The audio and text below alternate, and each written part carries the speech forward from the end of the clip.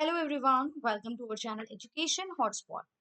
So here in this video, we are going to cover the assignment part जो आपके upcoming दिसंबर exam के लिए right आपको जो दिसंबर 2024 एग्जाम के लिए असाइनमेंट सबमिट करने हैं बिकॉज देखिए असाइनमेंट सेम रहता है जून 24 एंड दिसंबर 24 के लिए असाइनमेंट सेम थे तो जून 24 वाले स्टूडेंट ने ऑलरेडी अपने असाइनमेंट सबमिट करके एग्जाम दे दिए हैं।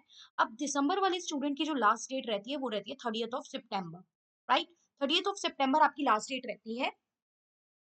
बीच में पॉसिबिलिटी एक्सटेंड भी हो सकती है but don't wait for the extension. आप 30 सितंबर मान के चलिए, यहाँ लास्ट आपको असाइनमेंट सबमिट करने हैं। यहाँ पे आपके पास देखिए यहाँ ये 6 सब्जेक्ट लिखे हुए हैं। वन बाय वन मैं सबके क्वेश्चंस आप लोगों को बताती हूँ। यहाँ पे मैं आंसर नहीं, अभी मैं जस्ट क्वेश्चन ही डिस्कस कर रही हूँ। असाइनमेंट क्या है we will be discussing only about that and after that if you want then आप मुझे बताएंगे and I will try to provide कि मैं आपको 5 क्वेश्चन के सोल्यूशन इससे रिलेटेड दे सकूँ। जो बच्चे पेड क्लासेस का पार्ट है उनके पास यूट्यूब या पेड क्लासेस से कहीं ना कहीं उनको इन क्वेश्चन के आंसर मिल गए होंगे एंड अदरवाइज यूट्यूब पे भी इफ यू गाइस वांट तो आप मुझे कमेंट करेंगे, मैं 5 क्वेश्चन हर एग्जाम के हर पेपर के आप लोगों को 5 क्वेश्चन प्रोवाइड करवा सकती हूँ, लेकिन आंसर नहीं मैं डायरेक्टली दूंगी जिस तरीके से मैं आपको समझाती हूँ सो दैट आपकी एग्जाम की तैयारी भी हो जाए, एग्जाम के लिए आप प्रिपेयर भी कर पाओ उस वे में। एक सोल्यूशन के फॉर्मेट में मैं आपको वो टॉपिक जो है वो समझाऊंगी। तो इन दिस वे हम इस असाइनमेंट को कवर करेंगे। आप यहाँ पे सब्जेक्ट देख रहे हैं, आपको पता होगा इनमें से कौन से 4 सब्जेक्ट आप लोगों ने ऑप्ट करे हैं। सबके सब्जेक्ट अलग यहाँ पे वेरी कर सकते हैं। MSOE 001 sociology of education, MSOE 002 diaspora and transnational community, MSOE 003 that is sociology of religion, then we have urban sociology, then MPS 3 India democracy and development and MPS 16 is decentralization and local governance। इनमें से कोई 4 subject आप लोगों ने opt किए होंगे। अब यहाँ पे हम असाइनमेंट के क्वेश्चन देख लेते हैं। 30 सितंबर लास्ट डेट है। फर्स्ट जो है आपका that is sociology of education. Pattern वही है, 5 क्वेश्चन आपको इन टोटल अटेम्प्ट करने होते हैं जैसे आपको अपने एग्जाम में करने हैं। 2 सेक्शन है, हर सेक्शन में से कम आपको 2 क्वेश्चन पिक करने हैं। 2 + 2 4 हो गए, और जो एक बचा हुआ फिफ्थ क्वेश्चन है वो आप किसी भी सेक्शन में से ले सकते हो जैसे भी आपको मतलब क्वेश्चंस आते हैं या क्लियर है उस अकॉर्डिंग। तो हम यहाँ पे देखेंगे सेक्शन फर्स्ट को। सेक्शन फर्स्ट का पहला क्वेश्चन देखेंगे। ये सोशियोलॉजी ऑफ एजुकेशन के रिगार्डिंग है subject. Compare functionalist and conflict theories in context of education in India. अब एजुकेशन के डिफरेंट पर्सपेक्टिव हैं समझने के, राइट, कि किस वे में आप एजुकेशन सोशियोलॉजी ऑफ एजुकेशन को कवर कर रहे हो। तो यहाँ पे फंक्शनलिस्ट और कॉन्फ्लिक्ट थ्योरी को आपको एक्सप्लेन करना है with regard to education. Keep that in mind, basic sociology, functionalism क्या होता है, कॉन्फ्लिक्ट, कार्ल मार्क्स, ये सारी कहानियां नहीं आपको प्रॉपर डिटेल में बतानी है, आपको उसको सब पॉइंट्स को एजुकेशन के सराउंड मूव करना है। Understand need of the question and what is been asked, क्या सब्जेक्ट है और किस कंटेक्स्ट में पूछा गया, इस बेसिस पे आपको आंसर करना होगा। Then next is John Dewey view on education.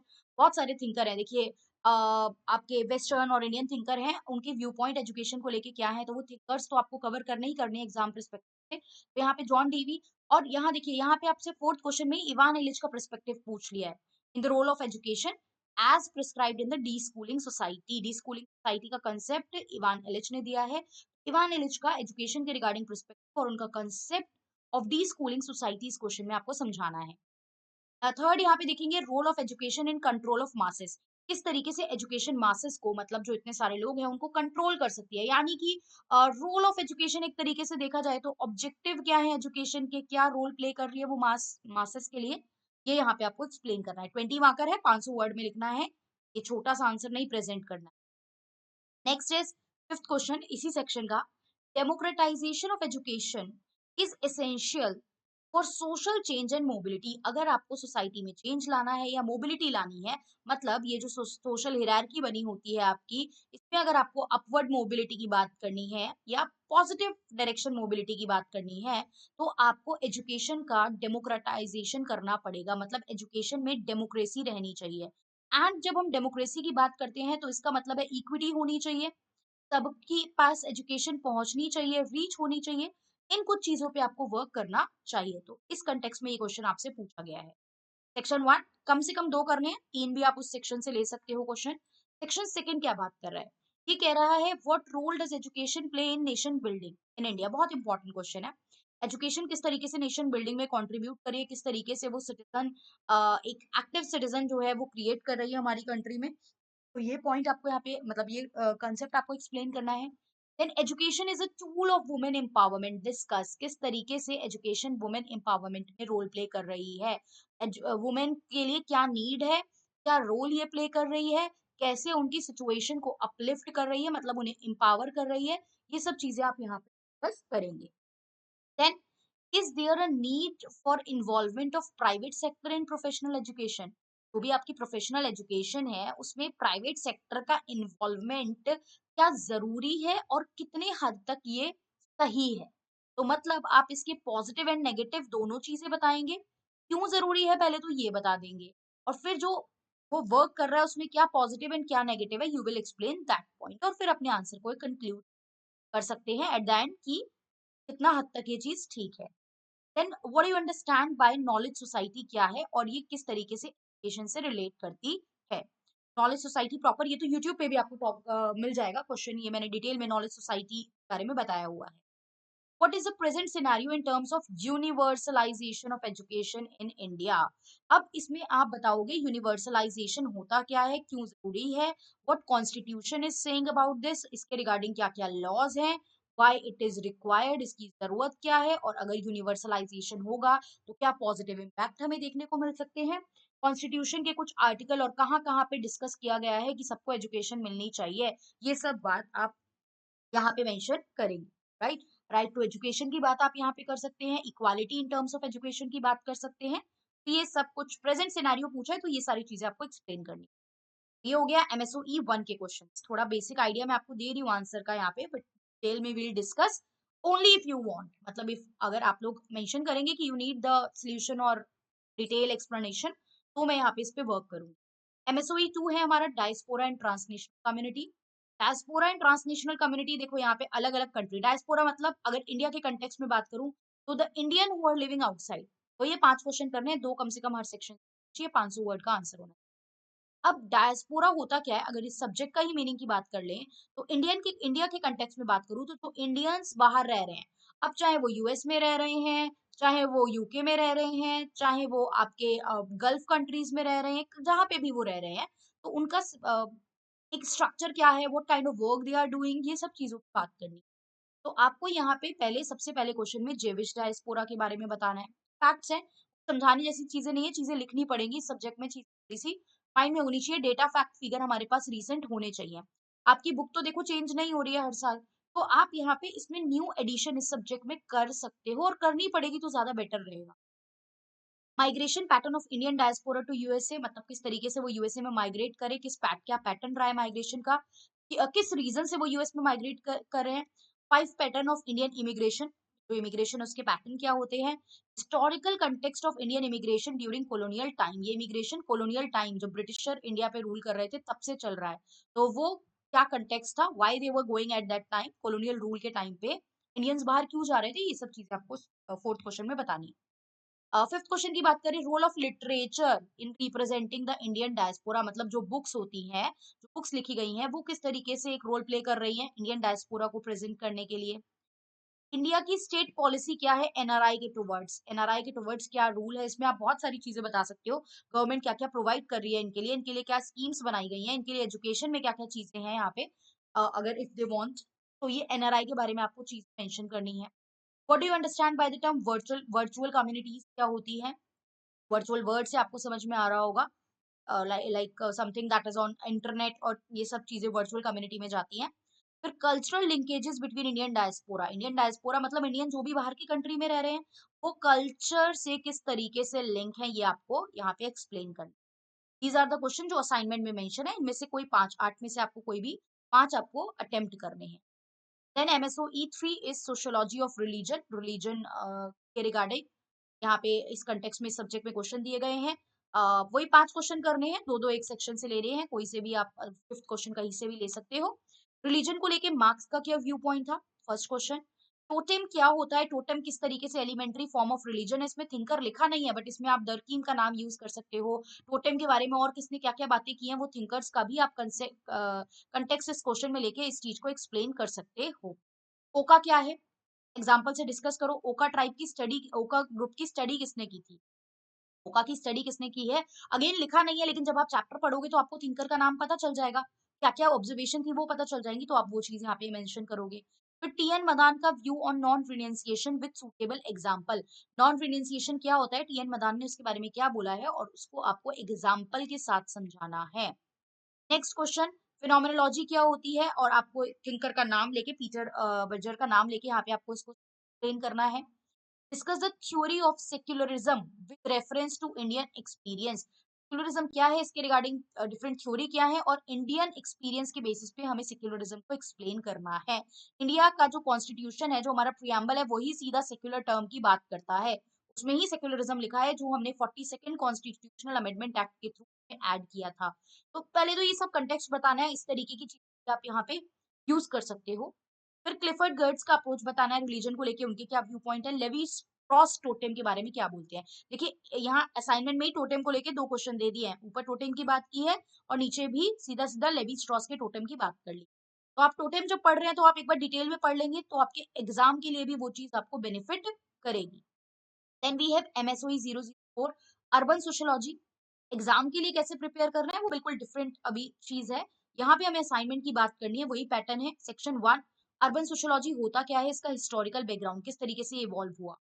Features of city आपको बतानी है, किसके हिसाब से, ईडब्ल्यू बर्जेस की थ्योरी, जो कंसेंट्रिक जोन मॉडल है, राइट। कंसेंट्रिक जोन मॉडल को लेते हुए आपको फीचर ऑफ सिटी बताने हैं। फिर इकोलॉजिकल पार्क थ्योरी को एक्सप्लेन करना है और उसका अर्बन सोशियोलॉजी में क्या कंट्रीब्यूशन है। इकोलॉजिकल पार्क थ्योरी क्या है, उसमें क्या बात की गई है, ये थ्योरी किसने दी है, इस कंटेक्स्ट में आप आंसर को प्रेजेंट करेंगे।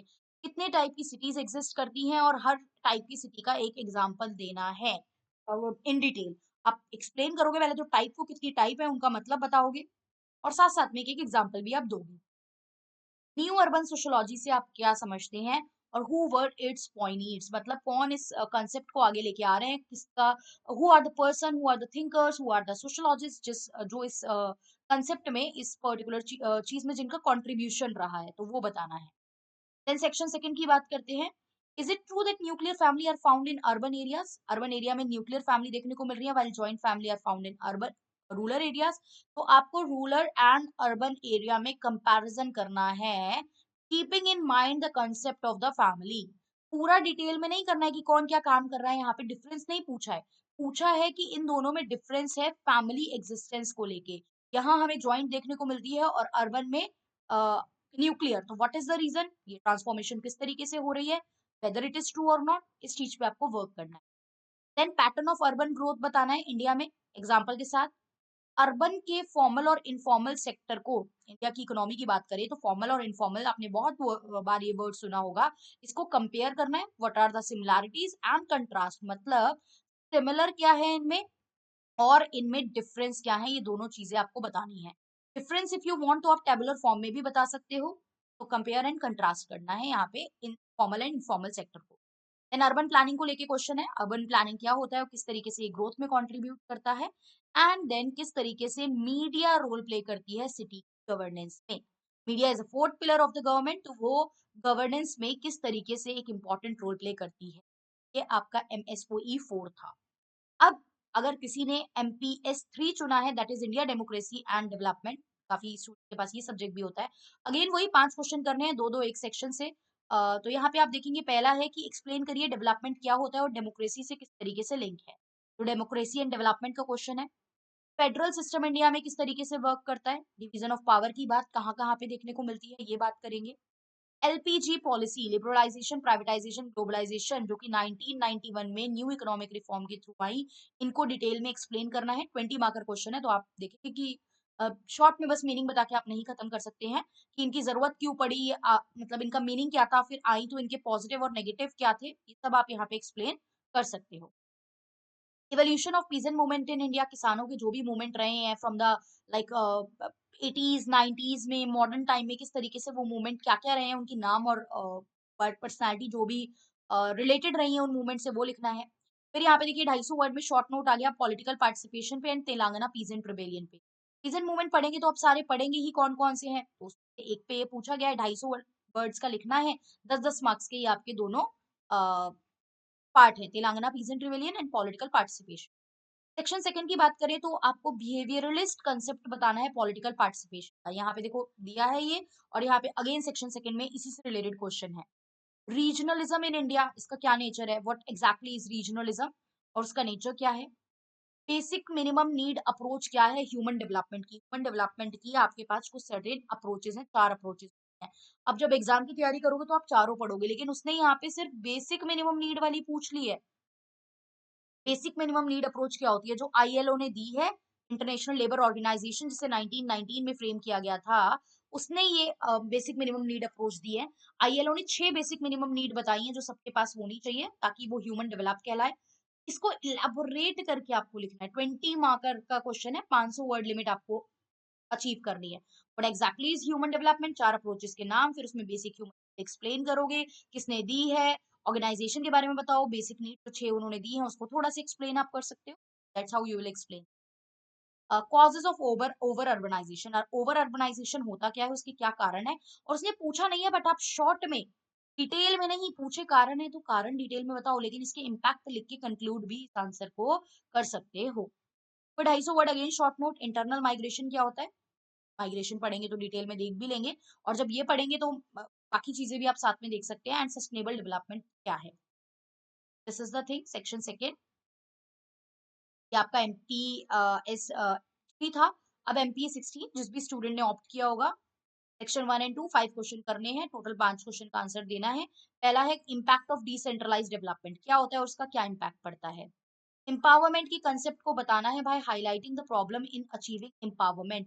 एम्पावरमेंट क्या होता है और एम्पावरमेंट को अचीव करने में क्या क्या इश्यूज आते हैं। किसी को एम्पावर करने की हम बात कर रहे हैं, चाहे वो वुमेन को, चाहे वो बैकवर्ड क्लासेस को, तो जब आप किसी को एम्पावर करने की बातें करते हो तो उसमें इशू क्या क्या फेस करने पड़ते हैं, what are the problems and issues वो डिस्कस करने हैं। पॉलिटिको एडमिनिस्ट्रेटिव कंपोनेंट क्या है डिसेंट्रलाइजेशन का, डिसेंट्रलाइजेशन के पॉलिटिकल एडमिनिस्ट्रेटिव कंपोनेंट पे बात करनी है और कैसे आप उसको और स्ट्रेंथन कर सकते हो। Then partnership among local authorities आपकी जो लोकल बॉडीज होती हैं और स्पेशल पर्पस एजेंसी किस तरीके से हेल्थ सेक्टर में वर्क कर रही है। हेल्थ सेक्टर में पूछा गया है किस तरीके से ये मैनेज, पार्टनरशिप मतलब आपस में कोलैब करके, आपस में कोऑपरेट करके एक दूसरे के साथ चल रही हैं, लेकिन कहाँ बात कर रहे हैं, सिर्फ हेल्थ सेक्टर में।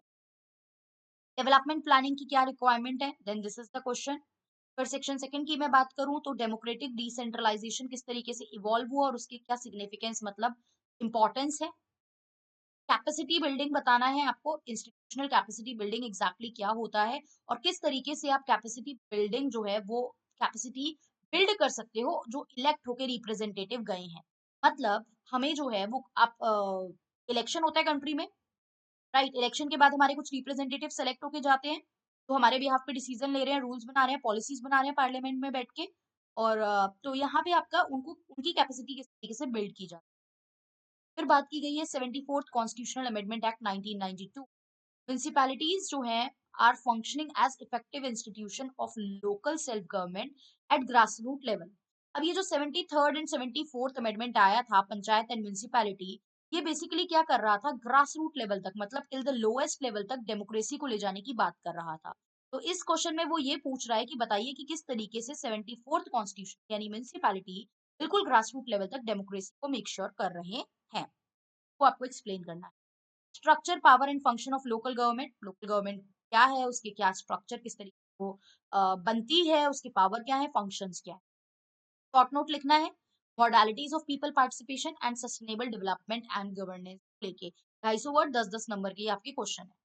इन टोटल 10 में से आपको 5 अटेम्प्ट करने हैं, हाँ बट आपको एग्जाम देना है, आपको पढ़ना है, अगर ये सब्जेक्ट जो भी है तो आप सारे क्वेश्चंस पे वर्क कर सकते हैं और अपने टॉपिक्स को प्रिपेयर कर सकते हैं फॉर योर एग्जामिनेशन। अब बहुत से बच्चों को क्वेश्चन आता है क्या ये सेम क्वेश्चन रिपीट हो जाते हैं, तो ऐसा नहीं है यही असाइनमेंट वाला पेपर आपका पेपर आ जाएगा। हाँ, हो सकता है इसमें से 10 क्वेश्चन है तो कोई 2 टॉपिक आपको एग्जाम में देखने को मिल जाए, या किसी पेपर में पॉसिबिलिटी है कि 4 टॉपिक मिल जाएँ। बट ऐसा नहीं होता कि सिर्फ यही क्वेश्चन आपके एग्जाम में आ जाते हैं। You need to prepare more, कम से कम आपको 10 क्वेश्चन आएँगे, आपको 5 करने हैं। एटलीस्ट प्रायर 25 क्वेश्चन तो 25 टॉपिक तो तैयार करके जाइए हर सब्जेक्ट के, ताकि 5 आते हुए क्वेश्चन मिलने की प्रोबेबिलिटी और चांसेस जो है वो बढ़ जाए।